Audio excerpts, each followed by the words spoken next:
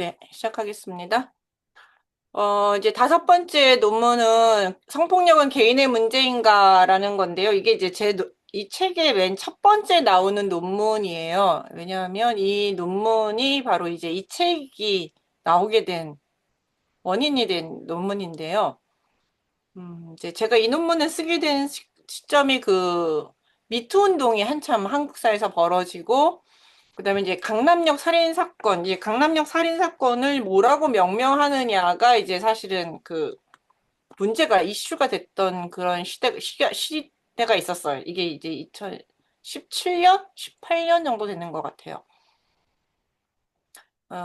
그때 이 사건을 계기로 성폭력이 이제 개인의 일탈이 아닌 사회적 인식과 윤리의 문제라는 공감대가 형성이 되었죠. 왜냐하면 이제 미투 운동이 의 핵심은 권력형 성범죄였던 것이 이제 위기에 의한 성폭력이 상당히 많이 사회 곳곳에서 일어났었던 것들을 저희가 이제 발견하게 됐거든요. 그래서 뭐 문인이라든지 법원이라든지 그다음에 뭐 네, 안희정 사건도 있고요. 그다음에 이 강남역 살인 사건은 왜 문제가 되냐면 처음에 명명을 할 때 이게 그냥 우발적 사건이라고 해서 어떤 조현병 환자의 사건으로 이제 이게 명명이 됐다가, 그래서 여성 혐오 범죄냐 아니냐 가지고 이제 논란이 됐었거든요. 그냥 우발적 범죄다라고 이야기했다가 그 사람이 이제 사회적 불만을 갖고 있던 사람이 그 이걸 분출하기 위해서 누구를 택했느냐 하면 가장 약자인 여성을 택했다라는 건데, 남성이나 뭐 다른 사람도 화장실에 들어갔는데 그 사람들은 그냥 다 지나치고 이제 여성이 들어갔을 때 쫓아 들어가가지고 죽이는 그 사건을 보면서 이건 여성 혐오 범죄다라고 이제 냐 아니냐 가지고 이제 한참 논란이 되면서 이제 이 성범죄 문제, 여성의 문제가 다시 이제 문제가로 떠오르게 됐어요. 그러면서 이 논문은 이러한 시대적 흐름 속에서 교회의 사회적 책임을 통감하며, 왜냐하면 교회가 이런 문제에 대해서 사실은 성범죄 문제에 쉬쉬했던 전력들이 많기 때문에 이 문제를 드러내는 데 있어서 가장 걸림돌이 된 게 사실 교회일 수도 있거든요. 그래서 이런 문제를 이제 통감하고 구약 성경에 나타난 성폭력 사건들을 통해 성폭력이 공동체와 어떻게 연결되는지 이제 제가 분석을 했어요. 그리고 특히 성폭력이 단순한 개인 간의 문제를 넘어 공동체의 평화를 깨는 망령된 일, 악한 일, 네발라. 이 말이 계속 나오죠. 자, 집단적 전쟁으로 확산되는 패턴을 연구한 글이에요. 그래서 이게 개인적 성범죄가 아니고 공동체의 전쟁을 일으키는 문제라는 것이고, 성경은 기록을 하고 있다라는 거죠. 성경이 우리에게 그렇게 보여주기 때문에 이걸 개인의 문제로 봐서는 안 된다라고 이야기한 게 이제 저의 논문의 취지입니다. 왜냐면 이제 성폭력이 발생하는 공통적 사회적 배경이 있어요. 그 시대를 보면은 성경에서 나타날 때 가부장제적 구조예요. 구약 시대는 남성 가장이 가족을 지배하는 가부장제 사회였고, 여성은 남성에게 종속된 존재로 여겼고, 근데 이제 가부장 사회에서 남자가 여자를 종속되긴 했지만 보호하면은 괜찮거든요. 보호하고 존중하면 괜찮은데 그렇게 여긴 게 아니라 여성에 대한 성범죄는 주로 피해 여성의 인권 보호보다는 보호자나 아버지의 권리 침해로 간주되었고, 여성은 전혀 보호받지 못하는 이런 구조 속에서 여성을 폭력에 취약한 상태로 만들어 버렸다라는 거죠. 이 구조가. 그러니까 가부장제의 기본 이제 물럭이라는 학자가 있어요. 사사기나 룻기, 아마 NAC라는 주석을 여러분이 아시는지 모르겠네. NAC에서 사사기 룻기 쓰신 분, 물럭이라는 학자가 있는데 이 사람은 가부장제가 되게 좋은 제도다라고 얘기를 해요. 가부장제는 좋은 제도다라고 얘기하는데, 가부장제도가 좋은 제도, 왜 좋은 제도냐? 그 가부장 남성이 그 가정에 경제적이고 사회적이고 어떤 폭력적인 문제를 다 방어해주는 역할을 하고 옳은 방향으로 인도를 해주기 때문에 가부장제가 되게 좋은 제도라고 얘기를 하는데, 음, 가부장제가 좋은 제도라고 인정되기 위해서는 일단 가부장이 윤리적 도덕적인 책임성을 가져야 되고, 그 다음에 그런 정의로운 잣대를 가지고 가족이나 공동체를 인도를 해야 되고, 본인이 되게 윤리적이고 도덕적인 그 생활을 해야 되는 것이고, 약한 자기의 가족들은 다 책임 있게 자신의 이익을 놓치더라도 약한 공동체를 보호한다. 뭐 이런 식이면 가부장 제도가 유익하지만 그렇지 않고 우리가 위에서 쭉 봤듯이 그 가부장제는 주로 남성 자신의 유익을 위한 구조로 가고 있기 때문에 과연 성경에 나타나 있는 가부장제가 과연 유익하냐, 옳으냐, 아니 유익하냐라는 문제에 대해서는 우리가 다시 생각해 볼 필요가 있다는 것이죠. 그 다음에 이제 영적, 도덕적 타락이 이것과 연결이 됩니다. 각 사건의 이면에는 그 영적 타락과 공동체 윤리의 붕괴가 자리를 잡고 있습니다. 그 세겜 사건은 야곱 집안의 우상 숭배, 왜냐하면 영적 타락. 요 사건이 왜냐하면 뒤에 하나님이 나타나세요. 세겜과의 전쟁이 이제 있은 후에 하나님께 이제 세겜을 다 죽이니까 야곱이 야 이러면 우리 세겜 사람들이나 주변 가나안 사람들에서 우리 다 죽이지 않겠냐 어떡하느냐 이제 이렇게 하면서 고민하고 한탄하고 하니까 이제 하나님이 야곱을 부르시면서 너네 가지고 있는 모든 우상 다 제거하고 나에게 올라오라. 그래서 야곱이 자신의 집안에 있던 모든 것들을 다 버리고 하나님께 다시 올라가고 하나님을 바라보는 사건의 계기가 됩니다. 그게 그 이전에 이미 우상 숭배 영적 타락이 있었다라는 것을 알 수 있고요.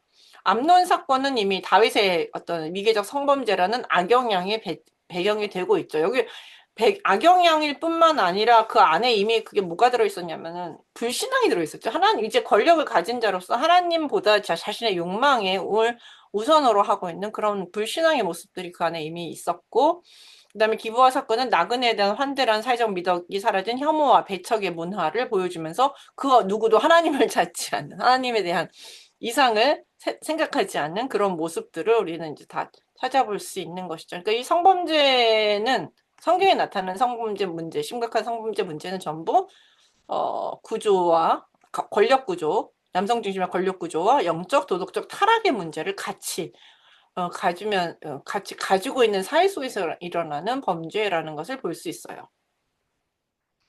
그리고 이제 성폭행이 전쟁으로 발전하는 패턴을 보면 이 문제들 전부 전쟁으로 발전하거든요. 이 피해 여성의 보호자들이 이제 이 전쟁으로 발전을 시키는데 이들은 여성의 고통을 치유하거나 회복시키는 데 관심을 갖기보다는 자신들의 자존심, 공동체의 명예 혹은 권력을 얻는 도구로 이 사건들을 이용하고 있기 때문에 이게 전쟁으로 발전을 하게 됩니다. 세겜의 성폭행 사건을 보면 세겜성을 진멸하죠. 예. 디나가 성폭행 당한 사건을 계기로 세겜성 자체를 완전히 진멸하게 되는데 이거는 시므온과 레이는 디나 사건을 명분으로 세겜성 남성들을 몰살하고 많은 노획물을 차지하게 됩니다. 그러면서 이것이 우리의 자존심, 우리 가문의 수치를 줬다. 우리 집안의 수치를 줬기 때문에 이걸 보복하는 건 당연하다. 뭐 이런 식으로 하면서 수치를 언급하지만 결국은 엄청난 경제적 이익을 얻거든요. 이 사람들은 엄청난 경제적 이익을 얻는 것으로 이 사건들이 이제 마무리되게 되는 것이죠. 이용을 하는 거죠. 어떻게 보면 이 사건들을 이용해서 자신의 명분을 가지고 경제적 이익을 얻는데 사용했다라는 것을 볼 수 있고요. 그래서 그 전쟁으로 인해서 디나에게 어떤 이익이 있었느냐? 그건 없어요. 아무런 이익도 없습니다, 사실은. 그다음에 기부와 성폭행 사건도 마찬가지로 이 사건은 이스라엘과 베냐민 전쟁으로 이제 내분으로 발전하게 됩니다. 그래서 레위는 자신의 분노와 수치를 복수하기 위해서 아내의 시신을 12토막 내어 전 이스라엘에게 보내고 보내고 총회를 소집하게 됩니다. 네, 그리고 결국 이스라엘과 베냐민 간에 전쟁했고 총회에서 자신의 억울함을 토로하면고 결국 이 사건으로 인해서 이스라엘과 베냐민 사이에 전쟁이 일어나고 베냐민 지파는 600명만 남고 몰살이 됩니다. 한 지파가 완전히 사라질 위기에 쌓였을 뿐만 아니라 사실 이 전쟁으로 이스라엘도 상당히 많은 피해를 얻습니다. 이스라엘 백성들이 상당히 많이 죽어요. 전쟁 세 번을 했는데 두 번을 죽고 두 번은 져요. 지고 이제 마지막 세 번째 이기는 거죠. 그러니까 이 전쟁 패턴을 보면 이제 베냐민을 잡겠다고 시작한 전쟁이지만 하나님은 분명 하라고 한 전쟁인데 두 번을 기는 걸 통해서 뭘 보여주시냐면 하나님이 이 전쟁은 너네 둘 다에 대한 하나님의 심판이라는 것을 보여줘. 이스라엘도 잘못했어요.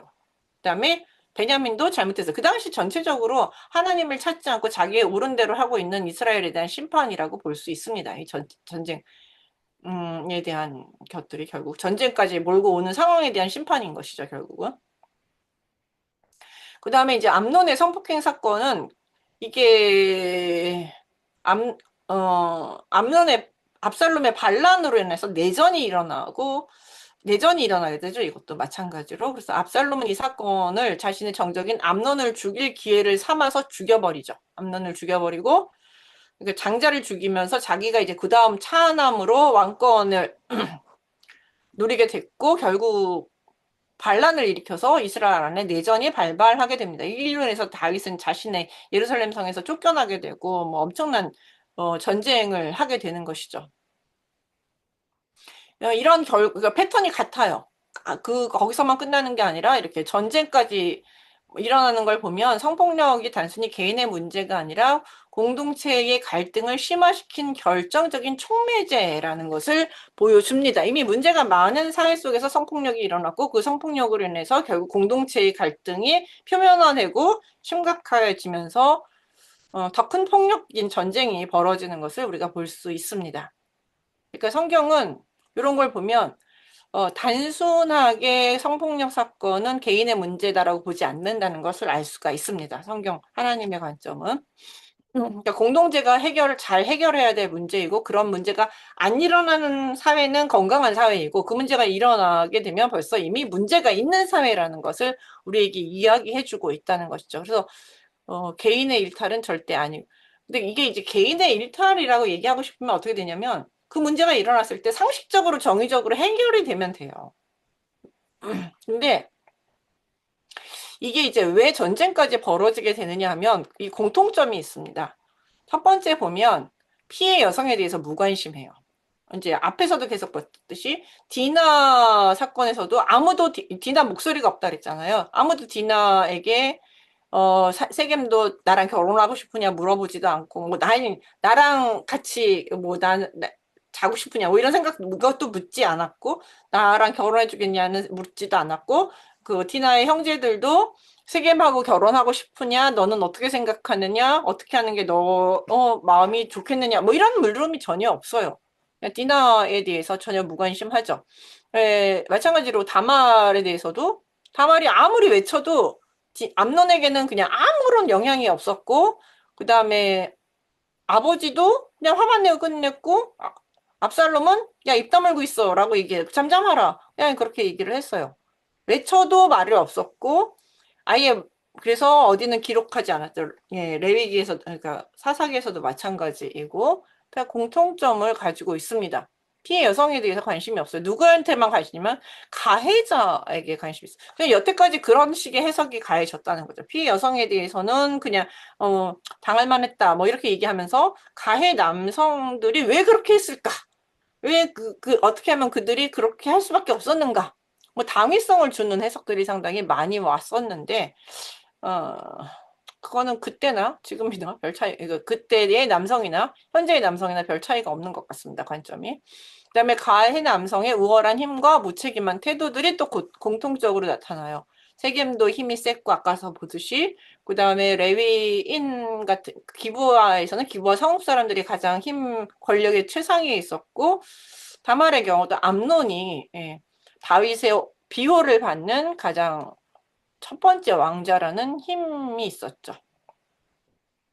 그 다음에 그런 일을 벌인 다음에는 이들에 대한 아무도 책임이 없어요. 그 책임을 아무도 갖고 있지 않죠.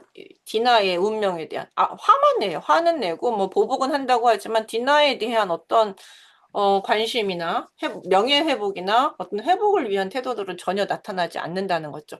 심지어 레위인 같은 경우는 무책임할 뿐만 아니라 잔인하기도 해요. 결국 그 죽은 자기의 첩의 시신을 집으로 가져와서 12토막을 내서 이스라엘 전체에 보내죠. 정말 무서운 행동들을 보여주고 있는데 그런 행동들을 보여주고 있습니다. 그 다음에 이제 무관심하고 무책임한 아버지. 아까 이것도 얘기했듯이 야곱은 디나에 대해서 관심이 없었고 아무런 행동도 하지 않고 다윗은 자신의 이 디나 다마를 이제 성폭행의 그 현장으로 보냈음에도 불구하고 아무런 책임을 지지 화만 내고 아무런 책임을 지지 않는 그런 아버지의 모습, 왕의 모습을 보여주고 있죠. 그러니까 정의를 행해야 되는 왕의 모습이 전혀 나타나지 않고 있다라는 것이죠. 그러니까 이게 보면 여기서 이제 다윗 왕정 안에서의 정의가 무너졌구나라는 것을 다윗의 행동을 통해서 잘 보여준다고 할 수 있습니다. 네, 그래서 야곱의 무관심, 다윗의 책임 회피, 뭐 이런 것들이 이제 나타나고 있고요. 그 다음에 이제 요것들을 보면서 우리가 나타나는 게, 자신의 이익을 위해서 움직이는 남성 보호자들. 근데 여기서 이제 가장 우리가 세겜이나 세겜은 또 그랬고 그 레위 그러니까 다 디나의 형제들도 그랬지만 여기서 이제 가장 주목을 받는 남성 보호자 중에 하나는 레위인이에요. 레위인이 아까 얘기했듯이 자신의 첩이 분명히 참혹한 죽음이거든요. 성폭행을 당해서 죽은 참혹한 죽음을 당한 첩을 어떻게 12토막을 내서 그 전체 이스라엘에게 보낼 수가 있느냐는 거죠. 이거는 사람으로서는 해서는 안 될 행동을 하고 있어요. 근데 이 사람은 자신의 분노가 너무너무 크기 때문에 첩의 그 억울한, 뭐랄까, 그 시신을 잘, 그렇게 참혹하게 죽은 사람에 대해서는 시신을 잘 수습해서 잘 묻어주는 것도 하나의 예의입니다. 네. 그런 생각을 전혀 하지 않는다는 거죠. 폭력에 의해서 당한 그 시즌을 더 큰 폭력으로 12토막을 내서 사방으로 흩어놓는 가장 해서는 안 될 비인간적인 행동을 하고 있는 거지. 왜 이런 행동을 할 수 있느냐? 이게 왜 비인간적이고 하면 안 되는 행동인데 할 수 있느냐? 이 사람 마음속에는 나의 이익, 나의 분함, 나의 자존심이 더 크기 때문에 그래요. 안 그랬으면 만약에 이 처에 대한 보복이다라고 생각을 했으면 이렇게까지 행동을 못하죠. 예, 내가 나의 첩을 위해서 이런 행동을 한다라고 하면은 첩을 일단 잘 안장을 하는 게 우선이겠고, 그 다음에 이제 이런 문제들을 이렇게, 호소하고 문제를 해결하기 위해서 애를 쓰는 게 맞는 거죠. 그러니까 첩의 시신을 훼손했고 짐승처럼 다뤘다는 거. 이게 이제 그 12토막을 해서 전체에 보냈다는 거는 사실은 원래 사람을 하는 게 아니라 짐승을 쪼개가지고 보내는 고대 관습이 있는 건데, 이렇게 모여라. 그렇게 만약에 모이지 않으면 너네들을 이렇게 철저히 박살을 내겠다, 뭐, 죽이겠다, 뭐, 이런 상징으로 보내는 건데, 이걸 사람으로 이용했다는 것은 있을 수 없는 일인 거죠, 사실은. 그러니까 자신의 분노가 가장 앞섰다라는 것이죠. 네. 그 가장 대표적인 인물이라고 볼 수 있고, 그 다음에 압살롬은 이걸 이용해서 이제 정적인 암논을 죽이는 것이죠. 죽일 것 같다라는 인상을 다윗은 이미 알고 있었어요. 감지를 하고 있었어요. 그래서, 압살롬이 다윗에게 암논을 나의 잔치를 베풀고, 나의 잔치에 암논을 보내달라라고 얘기할 때 다윗이 거절을 해요. 안 된다. 암논은 안 보내겠다. 보내면 저거 죽일 수도 있겠다라는 생각을 하는 거죠. 다윗도 알고 있어요. 내 행동이 정당하지 않다는 것들을 알고 있었어요. 그래서 암논을 보호하기 위해서 나름 애썼는데 그때 압살롬은 아니야, 자기가 절대 그렇게 하지 않겠다라고 약속을 하고서는 암논을 초대를 하는 거죠. 그러나 뭐 그 약속은 전혀 지켜지지 않았고 그대로 오자마자 바로 죽이는 그런 모습들을 보여요. 자기의 이익을 위해서라면 수단과 방법을 가리지 않는 그 압살롬의 모습을 볼 수 있습니다. 그리고 나서 자신의 어머니 친정으로 도망을 가죠. 도망을 갔다가 나중에 결국 돌아오게 되고 또 돌아와서도 뭐 돌아오는 것도 요압이 뭐 이상한 방법을 쓰고 그 다음에 이제 돌아왔는데도 다윗은 만나주지 않으니까 막 요압 밭을 불태우는 등 뭐 엄한 짓들을 해가면서 이제 철저하게 자신의 이익을 위해서 움직이는 모습들을 볼 수 있습니다. 그 다음에 이제 이 사건들에 대한 결정적인 이야기는 어머니 혹은 여성 보호자의 부재예요. 이 이야기에서는 남성 보호자들은 되게 강력하게 등장을 하는데 여성 보호자가 등장하지 않아요. 어머니, 디나에게도 엄마 레아가 있었거든요.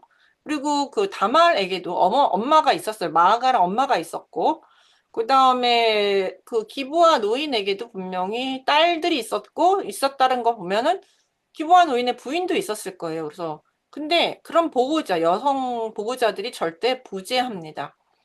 음, 여기서 이제 우리가 핵심을 갖는 건 왜 어머니들이 분명히 존재함에도 이제 레위인 첩 이야기 속에서는 존재를 하더라도 만약에 이제 우리 딸이나 부인이 성폭행을 희생당하지 않으면 희생당하지 않으면 아니 이제 레윈 첩이 희생당하지 않으면 이제 자기네 부인과 딸이 희생당해야 되는 이런 구조 속에서 어 그 이 기부아의 딸들이 레이 첩을 보호하기는 어려웠을 거예요. 왜냐면 쟤 아니면 내가 희생을 당하니까, 레이 첩을 보호하기가 되게 어렵고 여성 연대를 갖기가 되게 어려웠을 거라고 생각을 해요. 근데 왜 나머지 이야기 속에서는 도대체 여성 보호자들은 왜 존재하지 않았는가? 이제 이 문제들이, 그래서 왜 여성의 인권에 대해서 이익에 대해서 전혀 이야기하는 목소리가 존재하지 않는가? 이제 이들의 목소리의 부재가 이 문제를 더 심각하게 악화시킨 요소라고 생각을 합니다. 그렇기 때문에 이제 이 문제는 제가 그 다음에 논문에서 제가 좀 더 자세하게 다루도록 하겠습니다. 응? 고등학교랑 넘어갔잖아. 응. 잘못되나 보네. 결론적으로, 여기 소리를 꺼주셔야 될 것 같아요.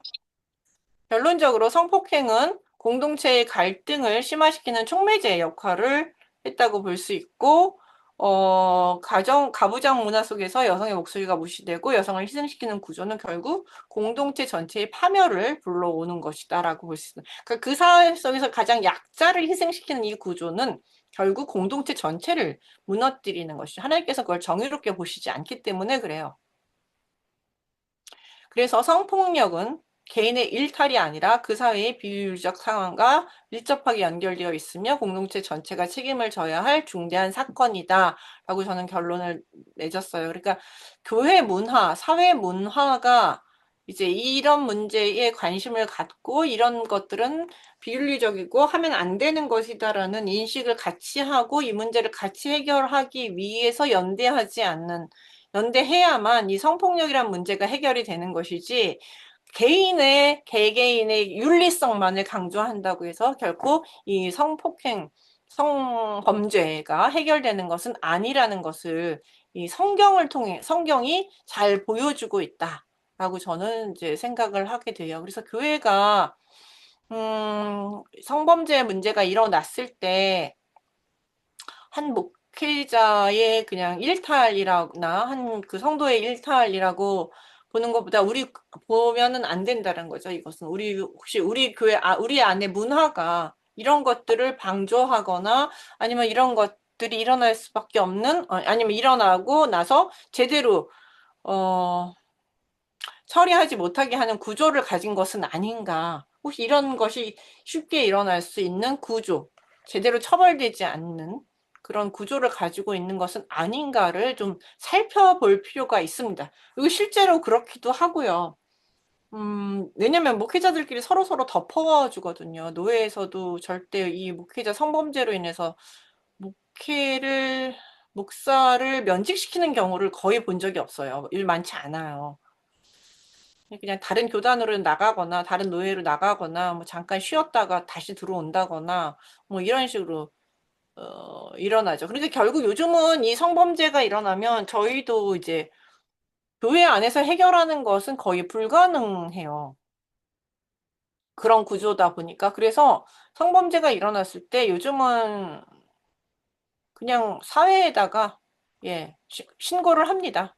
사회에다 신고를 하고 그 사회 법에 따라서 성범죄 뭐 처분을 받든 뭐 성범죄 뭐의 처분을 받도록 하고 있습니다. 왜냐하면 교회가 이제 자체적으로 그거를 해결할 힘을 잃었기 때문에 이제 사회적으로 그냥 성범죄로 재판을 받아서 형을 사는 게 훨씬 더 공의롭다, 공정하다라고 이제 인식을 하고 있고, 그렇게 사실 현실이 그래요. 현실이 그렇기 때문에 이제 그렇습니다. 근데 이제 문제는 심지어 사회에서 이 사람은 성범죄로 이제 뭐라 그럴까요? 실형을 받더라도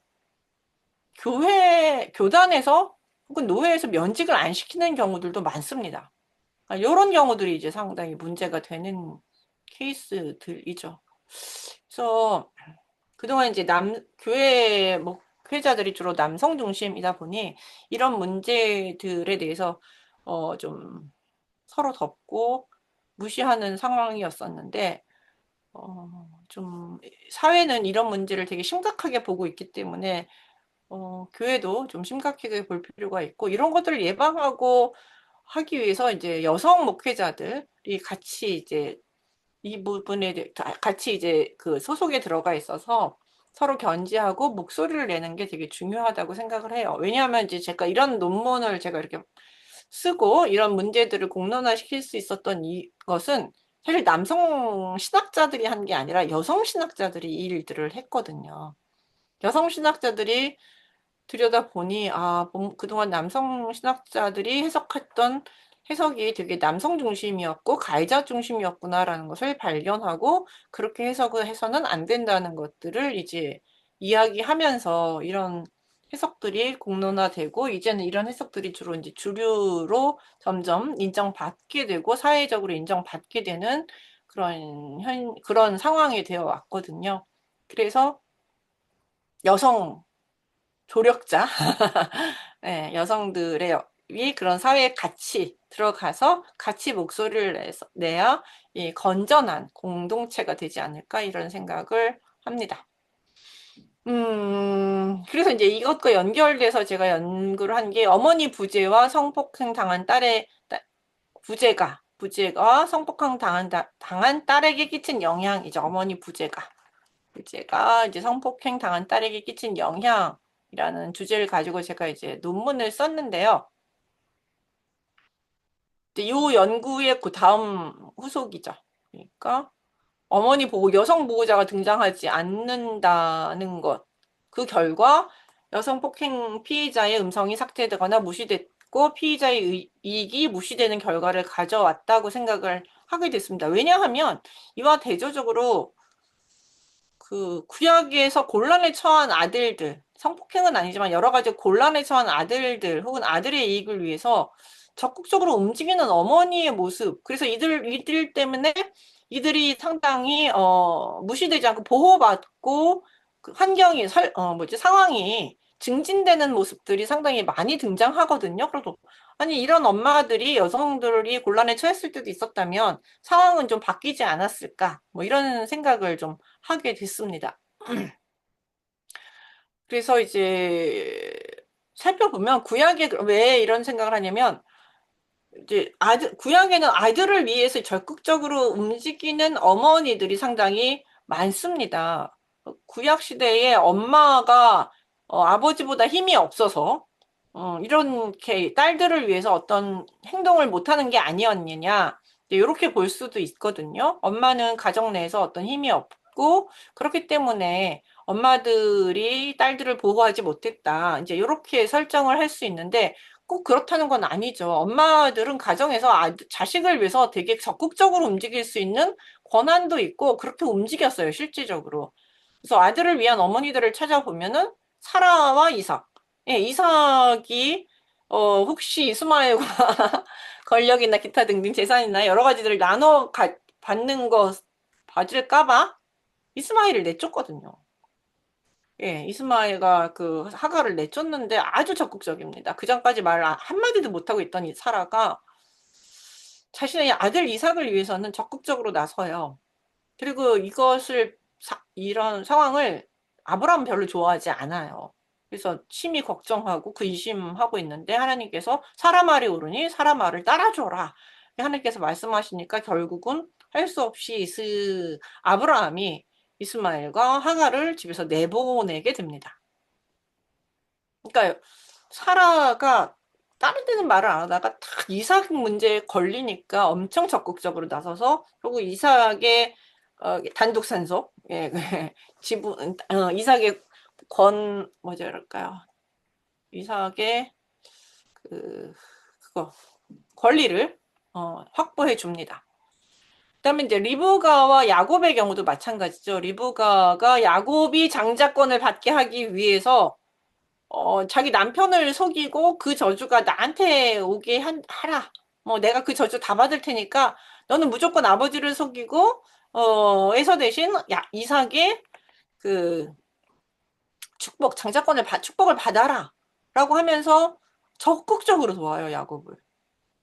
물론 이 사건이 꼭 잘했다는 건 아니에요. 뭐 이런 행동들이 꼭 다 긍정적인 결과를 가졌다라고 말하기는 어렵습니다. 어쨌든 그래서 결국 야곱이 그 에서 대신에 장자권을 얻게 되죠.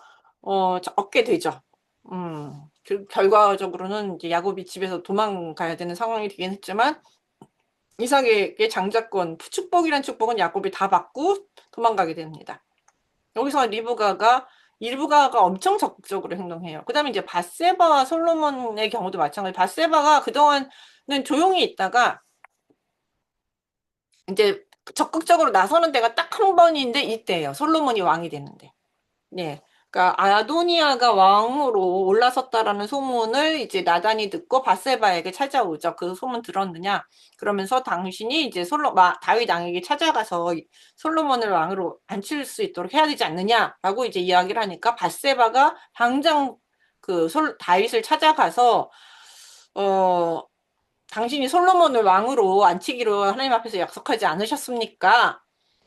만약에 아도니아가 지금 왕이 된다는 소문을 듣지 못하셨습니까? 만약에 아도니아가 왕이 된다면 나와 내 아들 솔로몬의 목숨은 죽은 목숨입니다. 그러면서 막 다윗 앞에서 이제 아마 거기 자세하게 나오진 않지만 울고불고 하면서 이제 얘기했겠죠.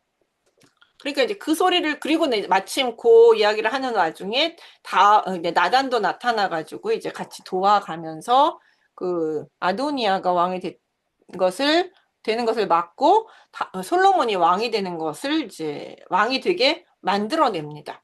예, 그러니까 여기서는 밧세바의 이런 적극적 행동이 솔로몬이 왕이 됐는데 되게 결정적인 역할을 하게 되는 것이죠. 그다음에 이제 수뎀의 귀부인 열왕기 하에 나오는 누구냐면 엘리사의 이야기에 나오는 인물이에요.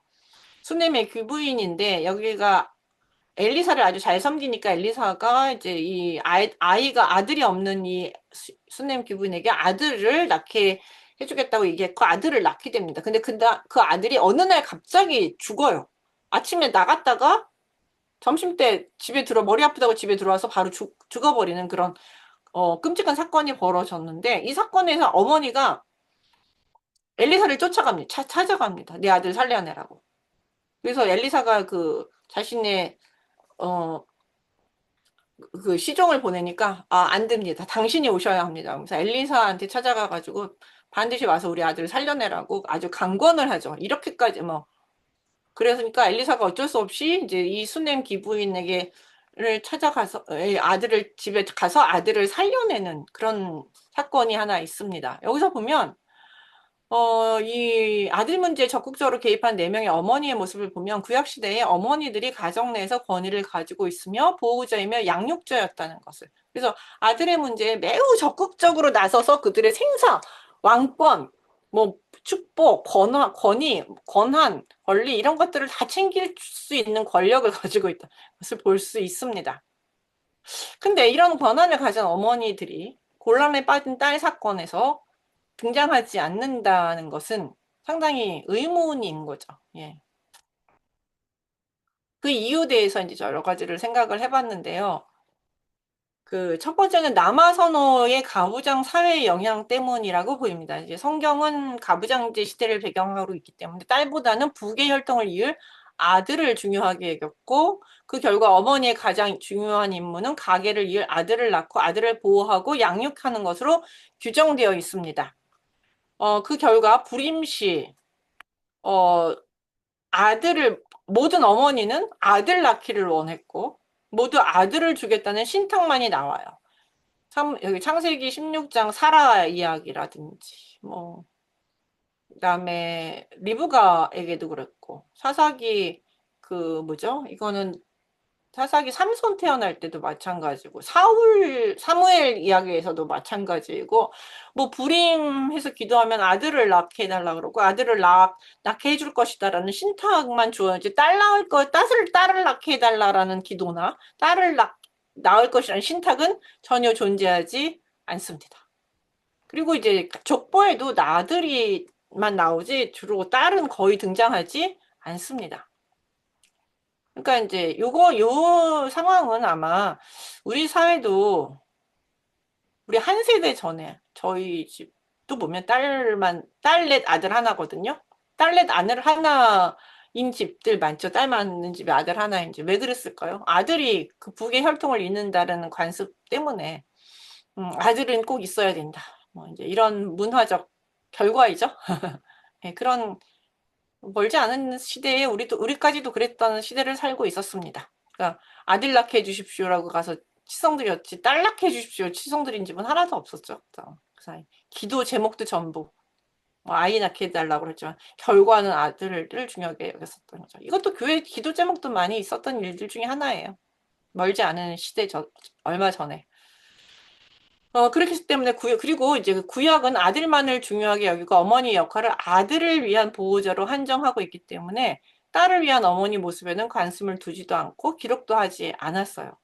그렇기 때문에 구약에선 딸을 위한 어머니의 목소리도 행동도 존재하지 않았다라는 것이죠. 요거는 그 시대의 문화가 그랬기 때문에 이거는 성경 자체가 그랬다라는 것을 우리는 그냥 그대로 인정할 수밖에 없습니다.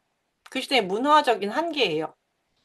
그다음에 이제 이런 문화적 한계에 대해서 또한 해석도 그 당시 쓰여졌던 문화적인 특징도 그랬지만 이것을 보는 해석도 가부장적 관점에서 해석을 했다는 것이죠. 그래서 구약은 아들의 이익을 위해 움직인 어머니 이야기의 특징은 하나님의 지지를 받는 것으로 표현이 돼요. 사라가 이삭을 위해서 아브라함이 하갈과 이스마엘을 쫓아내려고 할 때 하나님은 사라의 말을 따르라고 얘기를 했어요. 이런 것은 사라가 이삭을 보호하는 것이 하나님의 뜻을 따르는 행동으로 보았다라는 것이죠. 대부분 요 이야기들을 보면 대부분이 그래요. 그러니까 어머니가 아들을 위해서 행동하는 것은 신학적으로도 지지를 받는다는 것이죠. 그래서 구약의 가부장제 문화에 나타난 딸은 남아선호와 어머니의 이런 행동을 하나님의 뜻을 실행하는 신앙적인 행동으로 해석하는 가부장제적 해석이 아들을 원하고 아들을 위해 적극적으로 움직이는 어머니의 모습을 좀 더 자연스럽고 이성적인 모성이라고 생각하게 만들었어요. 이런 거는, 이 문화는 지금도 지금은 많이 없어요. 이제 이 아들, 딸에 대한 구분이 많이 없고, 뭐, 아들 낳게 해달라, 딸 낳게 해달라, 뭐, 이런 얘기들이 많이 없기는 하지만, 여전히 교회 안에는 남아 선호가 남아 있습니다. 교회가 조금 더 이 부분이 남아 있는 것 같아요. 그리고, 아직도 사회 속에서 이런 것들이 남아 있어요. 그래서, 지금도 기도 제목 안에는 뭐 아들을 낳게 해달라라는 기도 제목들이 상당히 많이 남아 있는 것이죠. 근데 이게 그래서 그러니까 아들을 위한 어머니들이 존재하고 딸을 위한 어머니들은 존재하지 않았던 것이죠. 그렇기 때문에 여성들이 더 어려운 처지에 빠지게 된 것입니다. 근데 만일 곤란에 처한 딸들에게도 그녀의 입장과 이익을 대변 위에 도와줄 어머니와 같은 보호자가 있었다면 상황은 상당히 많이 달라졌을 것입니다. 예를 들어 디나의 엄마 레아가 리브가처럼 적극적으로 자식들과 남편에게 디나에게 가장 이익이 되는 제안을 하고 행동으로 옮기게 만들었다면 디나의 처지는 상당히 많이 달라졌을 것입니다. 네. 레아가 리브가나 사라처럼 적극적으로 디나를 위해서 행동했다면 좀 상황이 달라졌겠죠? 그다음에 레인의 첩이 수넴 기부인과 같이 자기 아들을 지키기 필사적인 어머니의 보호를 받았다면 첩의 이야기에서 그 친정에 갔을 때도 어머니는 등장하지 않고 아버지만 등장해요. 그래서 아버지가 사실은 늦게 출발을 시키는 바람에 레위인 첩이 위험에 처하게 됐거든요. 왜냐하면 이게 하루길이면 되거든요. 원래 새벽같이 출발하면 뭐라 그럴까요? 저녁 이면 도착할 수 있어서 하룻밤을 안 머물어도 되는데 그 레윈 첩의 아버지가 계속 이 레윈을 붙잡고 한 먹고 가라 그러니까 레윈이 거기 짜증이 나니까 그냥 오후에 출발을 해버린 거죠. 위험한 시간에 출발을 하게 만드는 원인을 제공한 게 그 아버지인 거죠. 그리고 그 구조 속에서는 아무도 이제 도와줄 사람이 없었고 아까도 뭐 얘기했듯이 그 기부와 노인의 집 안에서도 저 여자들끼리 연대해서 우리 못 나가니까 당신들이 해결하라 뭐 이렇게 연대할 수 있는 처지가 안 됐기 때문에 음 아니면 어쩌면 그 기부와 노인의 부인이 내 딸들은 절대 안 된다고 목소리는 안 나왔지만 내 딸들은 절대 안 된다고 막 펄펄펄펄 뛰었기 때문에 결국 레인이 그걸 보고서 자기 첩을 쫓았을 수도 있겠죠.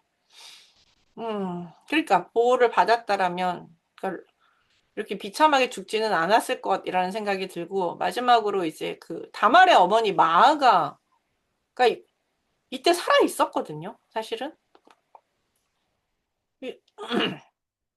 그래서 어떻게 어떤 일들을 했냐면 사실 압살롬이 암논을 죽였을 때 이 어머니 마아가가 그술 사람 그술의 왕의 딸이었거든요. 그러니까 그술 왕의 딸이었기 때문에 권력도 있었어요. 그러니까 압살롬이 글로 도망을 갑니다. 엄마 외가로 도망을 가서 목숨을 부지를 해요. 그러니까 이 어머니의 영향력이 통했다는 거죠. 어머니가 살아있고 어머니가 이 압살롬을 보호하기 위해서 자신의 친정으로 피신을 시키면서 적극적으로 암시적으로 본문은 안 나와 있지만 행동했다는 것을 생각해 볼 수 있습니다. 근데 다말의 문제에 있어서는 아무 움직임을 보이지 않던 엄마가 압살롬에 대해서는 이제 죽을 위기에 처하자 적극적으로 보호하면서 자기 친정으로 압살롬을 도망가게 만드는 모습들을 보면, 네, 그, 이렇게 적극적으로 움직였다면 어땠을까? 그 다음에 이제 또 어머니가 솔로몬을 왕으로 만들기 위해서 다윗을 찾아가 약속을 지키라며 읍소한 바세바 같이 다말을 위해 다윗에게 찾아가 읍소했더라면 다말의 상황은 지금보다 더 나아졌을 것이라고 생각합니다. 왜 우리 딸에게 이렇게 했느냐? 왜 암논을 처벌하지 않느냐? 내 딸의 신분을 회복해야 되지 않느냐? 뭐 이러면서 가서 다윗에게 따졌다면 이런 문제가 다말의 처지는 좀 더 달라졌을 거예요. 라는 생각이 듭니다. 그러니까 그렇기 때문에 결론적으로는 사실 딸을 위한 연대가 필요합니다. 예, 여기 없었기 때문에 이런 비극으로 그냥 남게 됐다는 것이죠. 그러니까 약자를 위한 연대들이 필요하다는 것이죠. 그 근거를 어디서 찾을 수 있냐면 사실 신약에서는 이것과 대조적인 모습이 보여요. 신약에서는 딸을 위한 연대들이 나타납니다. 그 딸을 살리기 위해서 달려온 아버지 야이로의 딸 사건이죠. 이게 마태복음 9장 18절에서 보시면 딸이 죽게 되었다고 예수님한테 불이 나게 찾아와가지고 우리 집에 오셔가지고 좀 살려달라고 막 그러죠. 예, 자기 딸의 죽음을 참아 보지 못한 아버지가 예수님한테 달려와가지고는 회당장이에요, 이 사람이. 명예도 되게 높아요. 그러니까 회당이면 그 당시 예수님한테 좋은 그 이미지를 갖고 있지 않았거든요. 회당은 예수님과 좀 이렇게 대척하는, 왜냐면 회당이라는 것은 전통 유대교를 가리키는 곳이었고 예수님은 거기에 대해서 많은 비판을 하고 있었던 입장이기 때문에 회당장 야이로와 예수님의 입장은 서로 좀 별로 좋은 관계는 아니었어요. 그럼에도 불구하고 야이로는 그런 것들 명예나 아니면 자신의 입장 이런 걸보다는 딸의 죽음, 딸이 병 고치는 게 더 중요했기 때문에 득달같이 예수님한테 찾아와서 살려달라고 요청을 한 거죠. 예, 그런 아버지의 모습들이 나타나고 있습니다. 그래서 결국 이 딸은 살았어요. 그 다음에 딸을 살리기 위해서 수모를 감당한 어머니도 등장을 합니다. 이게 수로보니게 여자라고 하는데 마태복음 15장 22절에서 보시면 그 이방 여자잖아요. 그러니까는 와서 저희 딸을 살려달라고 이제 예수님한테 요청하니까, 아, 나는 이방인을 위해서는 오지 않았다. 그러면서 어떻게 자식의 상에 있는 것을 개에게 던지겠느냐. 뭐 이러면서 예수님이 상당히 모욕적인 말씀을 하세요. 예수님이 웬만해서는 이렇게 자신한테 찾아온 사람들에 대해서 이런 말씀을 안 하시는데, 이 스로보니게 여자에 대해서는 상당히 이렇게 모욕적인 말씀을 하시거든요. 근데 스로보니게 여자는 뭐라고 대답을 하느냐 하면, 옳습니다. 그런데 그 개들도 그 주인의 상에서 떨어진 음식은 먹지 않느냐. 그러면서 살려달라고 너무 간청을 해요. 그래서 결국 예수님께서 살려주십니다. 이 스로보니, 예. 귀신 들린 이 여자의 딸을 살려주시게 됩니다. 그러면서 예수님께서 이만한 사람을 보지 못했다. 라고 얘기를 하죠. 내 믿음이 크다. 내 여자야, 내 믿음이 크다. 라는 칭찬을 하시면서 그 딸을 위한 사랑, 그 다음에 예수님을 향한 절대적 믿음, 그것을 보시고, 그 딸을 고쳐주시죠. 이렇게 딸을 살리기 위한 부모의 외침에 응답하셔서 이들을 살려주시는 예수님의 모습을 볼 수 있어요. 신약에는 곤란에 처한 딸을 돕기 위해 나선 아버지, 어머니 덕분에 딸들이 생명을 얻었고 가정과 공동체 안에서 다시 정상적인 삶을 살 수 있게 되었던 것이죠. 이 귀신 들린 딸은 사회 공동체에서 아마 배척이 되고 그 안에서 살아가지 못했고 야이로의 딸은 그냥 죽었으니까 아예 이 세상에 없는 존재가 됐을 텐데 예수님 부모의 적극적인 도움으로 그리고 예수님이 살려주심 예수님께서 그들의 도움에 응답하심으로 이들은 정상적인 삶을 살아갈 수 있게 된 것이죠. 이렇게 신약은 예수님을 통해 곤란에 빠진 딸들도 아들과 마찬가지로 어머니와 보호자의 적극적인 도움을 받아야 하는 존재라는 것과 그리고 이들이 도움을 받았을 때 그들의 인생이 완전히 달라질 수도 있다는 것을 보여주고 있습니다. 그렇기 때문에 우리는 이 딸들로 아들 주류를 이루고 있고 전통적으로 보호받아야 되고 그들의 권리가 주장되어야 된다고 생각하는 아들이나 그런 사람들을 위해서 움직이는 것뿐만 아니라 그들을 위해서만이 아니라 아니면 그들보다는 예수님의 관점, 딸들에게 관심을 가지시고 그들의 딸들을 살리기 위한 외침에 응답하시는 예수님의 관점을 우리가 갖고 그들 약자들의 삶을 회복하기 위한 것에 관심을 갖고 연대하면서 살아야 되지 않을까라는 생각을 그 예수님의 사건을 보면서 생각을 해봤어요. 저도 이 글을 보면서 이거를 이제 처음 쓸 때는 이 예수님의 이야기는 발견을 못했었거든요. 근데 이제 책을 마무리하는 단계에서 그럼 예수님은 어떨지 하고 한번 생각을 해봤는데 갑자기 야이로의 딸이 어느 날 설교를 듣는데 나오는 거예요. 그래서, 딸이네? 딸을 돕는 사람이 있네? 이제 이런 생각이 딱 들면서 찾아보니까 딱 두 건이 나오더라고요. 이렇게 아버지, 어머니가 나오는 사건. 그리고 근데 사실은 아들을 살리는 사건보다는 딸을 살리는 사건이 더 많아요. 아들을 살린 사건은 없고, 그냥 그 나사로를 살린 사건이 있죠. 그런 걸 보면서 저 되게 충격을 받았어요, 사실은. 되게, 이게 성경의 내용과, 그니까, 구약과 예수님의 행동은 상당히 다르시고, 무엇이 모든 사람을 다 도와야 되고, 딸이든 아들이든 다 도와야 된다는 걸 우리한테 보여주면서, 특히 딸들도 참 중요하다. 뭐 이런 것들을 예수님이 이들의 생명을 구해주심으로 참 잘 보여주고 있고, 그걸 성경은 신약은 잘 기록하고 있구나. 이제 이런 생각들을 하게 됐어요. 그래서 되게 요 부분이 제가 글을 쓰면서도 되게 은혜를 받았던 부분이라고 할 수 있습니다. 그러니까 저희가 신약 시대를 살면서 여전히 남녀 차별을 정당하다라고 얘기하고 있는 것은 예수님의 정신을 상당히 어기는 행동이 아닌가. 이런 생각들을 다시 한번 해보게 된 계기가 된 게 이 부분이라고 할 수 있습니다. 그러니까 여러분 주위에 딸로 대변되는 약자들을 돕는 것이 그리스도의 정신을 살리는 것이다라고 생각을 해주셨으면 좋겠습니다. 이제 그런 목적이죠, 이 글은. 음, 그러니까 제 글에도 보면 이렇게 학자들이 논문을 쓸 때는 자신들이 생각하고 말하고 싶은 부분들을 이렇게 논문을 통해서 성경을 통해서 이야기하고 있습니다. 음, 설교랑 비슷하죠? 목사님들은 설교를 통해서 그렇게 말씀하시고 저희는 논문을 통해서 그런 이야기들을 하고 있는 것이죠.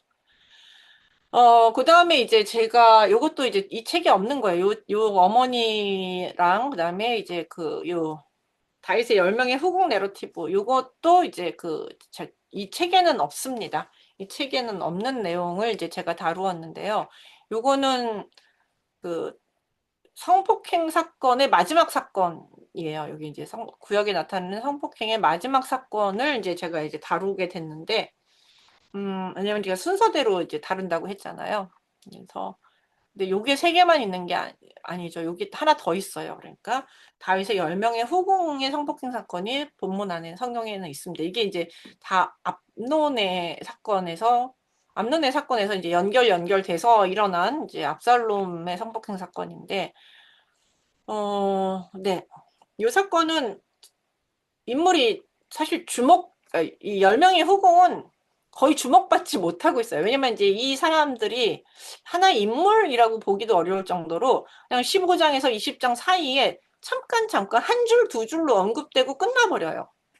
그래서, 인물로 평가되기도 어렵다. 그래서 이제 이들이 분명히, 압살롬에게 성폭행을 당한 피해자임에도 불구하고 기존의 남성 중심적 해석은 이들은 다윗에 대한 하나님의 징벌을 행하는 수단 혹은 권력 투쟁의 도구로만 소비되었죠. 그러니까 복음주의 계열에서의 해석은 다윗에 대한 하나님의 징벌을